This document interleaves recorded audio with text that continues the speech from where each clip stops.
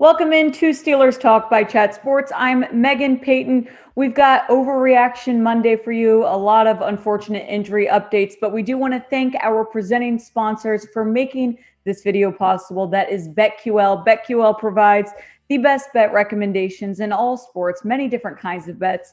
Go to chatsports.com/SteelersQL. You are going to get 25% off of all of their subscription offerings.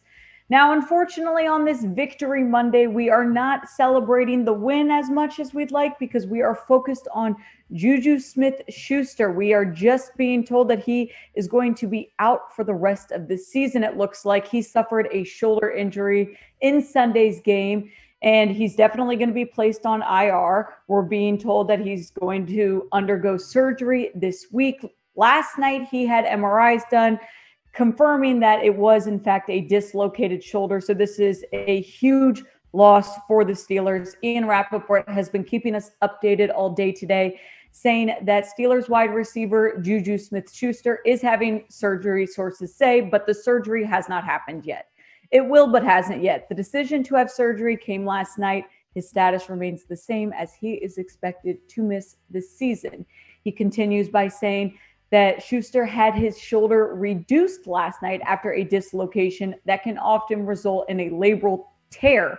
He was examined, had the MRI last night, at which point the decision was made to have surgery. So this is a big loss. The star wide receiver, the guy who you kind of rely on a lot, he is not going to be playing what is most likely going to be the whole season. I'm hearing 4 months, which, I mean, that kind of puts you at the whole season. Maybe he's coming back for playoffs, but it's just, you saw last night too, you saw yesterday on the sideline the pain that it looked like he was going through. So we weren't sure. Now, unfortunately, it is worst case scenario. So I am concerned about this. I do like the other guys in the locker room, but obviously you don't want to thin out any position group. So this is a major concern for me, but I am asking you guys now, what is your concern level with JuJu Smith-Schuster gone for the rest of the season? Scale it 1 to 10. I mean, with the way that the Steelers have been playing, and it sucks because they're finally starting to get back on track. Something like this happens, it obviously not only just affects the wide receiver group, it kind of affects the locker room. You know, this is going to be a story that's talked about. I'm going to put my concern level at like a 7 right now, 6 or 7. And to me, we'll have to see. We'll have to see. A lot of guys are going to have to step up. We're going to need to see more from Chase Claypool. We're going to need to see more from Deontay Johnson. A lot of this is going to fall on the guys already in that locker room, which I did tell you this is Overreaction Monday. So this first overreaction is very fitting for what we're talking about, which is overreaction number 1. Is the season over without JuJu Smith-Schuster?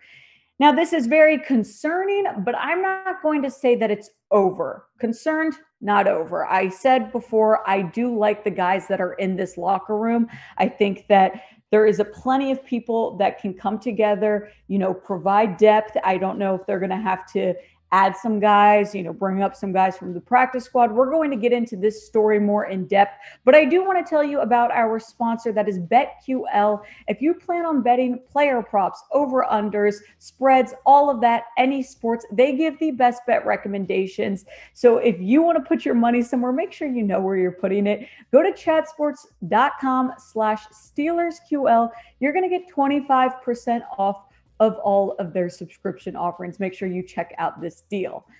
And JuJu Smith-Schuster, so far in 2021, he has had 15 receptions, 129 yards, an average of 8.6, and 1 touchdown. It was actually a rushing touchdown.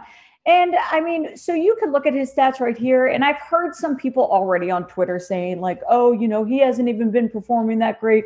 We're not going to miss him. I don't care what you say. You're going to miss him. You're going to miss him because, for one reason, let's talk about this.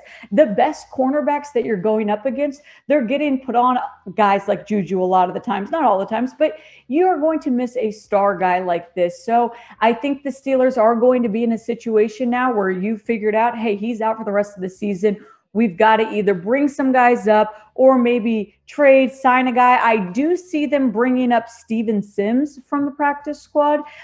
He is coming out of Kansas. He has been a practice squad guy this year.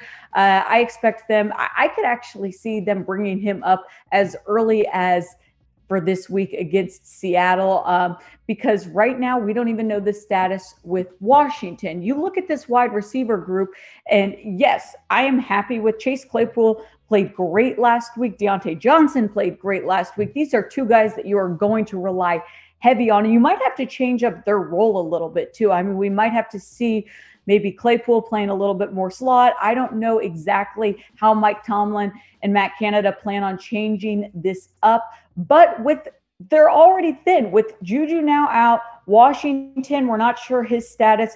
Cody White's obviously going to be another factor. Ray McLeod. These are all guys that are going to have to step up, and I do see them either bringing up Steven Sims or signing someone else. What do you guys think, though? Should the Steelers sign or trade for another receiver? We now know that JuJu is going to be out for probably the whole season. So do you think that's a good idea? If so, go to comments right now. Type Y for yes. If not, type N for no. I don't think that this is a crazy idea. I will say there might be other positions where this seems more fitting. I am not terribly concerned with the wide receiver group. You don't want it to get too thin, but I don't necessarily know if they have to go outside of their own locker room. All right, moving on from the JuJu drama and sad, terrible injury updates, we're going to switch over to maybe something positive that we saw from this game. Overreaction number 2. Big Ben is not done. And hey, I was really encouraged by the way that he played yesterday, but I want to stay in reality with you guys. One game doesn't prove enough, in my opinion. He did do well, though. We saw him playing more accurate. We saw some smarter mental decisions, which I think he was taking his time more. He didn't have any interceptions. And I think that he, saw the improvement from the line, so he trusted them a little bit more. It just seemed like he was more consistent. It seemed like he kind of took a step back, slowed down, knew what he was doing. He talked about fixing some mechanics. I think he did. Now, it was only one game, and, this game was great, 253 yards, 2 touchdowns, no interceptions. He went 15 for 25. He had a QBR of 76. So we are going to need to see more out of Big Ben to be able to make a clear suggestion on whether or not he's done. I'm still probably in the mindset that this is most likely his last season, but hopefully he can go out well with a successful season. And I think that if we can see more play like we did last week, I think the Steelers are going to be in a better situation. So we saw better performance by Big Ben, that's for sure. And another guy that we saw a fantastic performance by was rookie Najee Harris. So the overreaction number 3 is Najee Harris for Offensive Rookie of the Year. What do you guys think about this? I am going to say this is a slight overreaction, but it could happen. I mean, he had a fantastic game last week. I mean, and by the way, he didn't even get to finish the game because he had to go out with cramps. But against the Broncos, he had 122 yards, his first career game with over 100 rushing yards, an average of 5.3, 23 carries, and 1 touchdown. So overall, just an impressive game from Najee Harris. And we talked about one of the reasons I think Najee Harris played so well yesterday was because the offensive line really did step up. The offensive line helped create some holes for Najee Harris where we didn't see that before. So the more that the line improves, the better that Najee is going to be able to play. I think they work hand in hand, obviously. So is it out of the question for Harris to be Offensive Rookie of the Year? I don't think so. I think that he could absolutely be in the talks. He already was coming into the season as a guy that could potentially be in the Rookie of the Year candidates. I mean, so far we're looking at 307 yards, 3 total touchdowns. One of them was a receiving touchdown. He has an average of 3.9, 78 carries.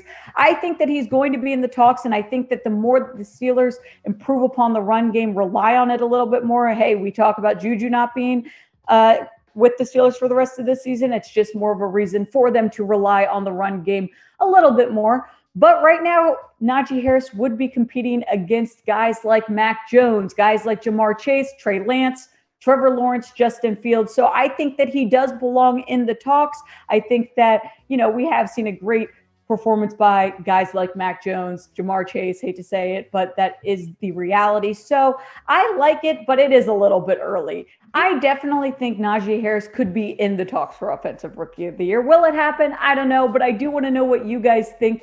Go to the comments right now. Let me know who is going to win Offensive Rookie of the Year. If you think it's going to be Najee Harris, type in NH. If you think it's going to be someone else, that's fine. Go type O for other.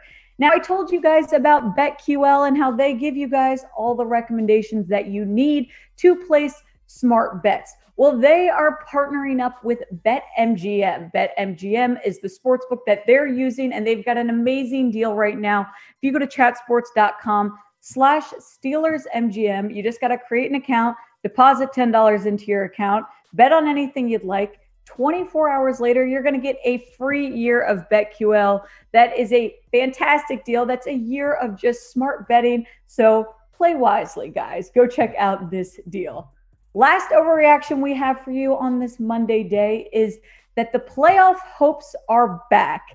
And it was too early for them to be gone in the first place. Let's be honest. I think that we all probably felt the momentum shift, these last few weeks, and everyone was kind of down on the Steelers. A lot of criticism in kind of all areas and all phases of the Steelers team. But I do think that when you look back, it was a little bit early to be making some of these predictions saying that the chances of playoffs were gone. Now, are they better now that they're, getting back on track? Absolutely. And the more games you can win, obviously, the more chances you have to be in the playoff talks. You look at this schedule coming up for Pittsburgh. They're going to be taking on the Seahawks this Sunday night, prime time. And hey, Seahawks are without Russell Wilson. So this is going to be an interesting game. We're going to have a matchup coming up for you guys soon, preview all of that. Then the Steelers go into their bye. This will be good for them. They're still dealing with a little bit of lingering injuries, some groin issues that we've talked about. Get some guys rested. They'll be taking on the Browns in Cleveland afterwards, a very important divisional game. Go on, Bears at home. I think that they can win this game. Lions, I think they can win this game. And so I think the more improvement we see from Pittsburgh, the more in reality it is for them to have a shot at making the playoffs. When you look at a competitive AFC North, it was a good day for Pittsburgh yesterday with both the Browns and Bengals losing. They are now 3-2. The Ravens play the Colts tonight, so hoping the Colts come up with a win. Then it means the Steelers are really just one game behind. So hopefully we see that continued improvement in all phases of Pittsburgh team. I think that the Steelers can be in the playoffs. We've just got to come together and make small, minor adjustments week by week. Either way, though, we are going to keep you updated all season long. Like we said, we have a preview video coming up this week. It's going to be the preview for the Seahawks game Sunday night. Make sure you are subscribed. Right now, we are on the road to 5,000 subscribers. We're at 4,495. So help us out here at Chat Sports and subscribe now today.